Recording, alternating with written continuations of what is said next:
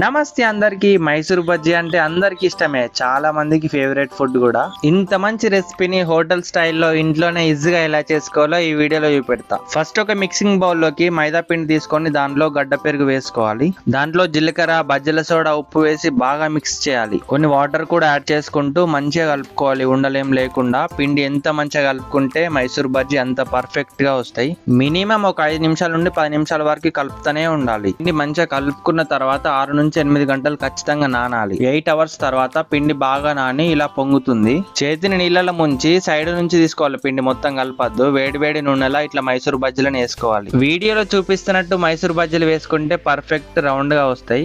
జల్లిగంట తోటి తింపుతూనే ఉండాలి, అప్పుడే మంచిగా ఫ్రై అవుతాయి. గోల్డెన్ బ్రౌన్ కలర్ వచ్చిన తర్వాత సర్వింగ్ ప్లేట్ లోకి తీసుకోవాలి. పల్లీ చట్నీ కాంబినేషన్ తో ఖతర్నాక్ టేస్ట్ ఉంటాయి. మీరు కూడా ఒకసారి ట్రై చేయండి. ఈ వీడియో మీకు నచ్చితే లైక్ చేయండి. మరిన్ని ఇలాంటి వీడియోల కోసం మన ఛానల్ ని సబ్స్క్రైబ్ చేసుకోండి.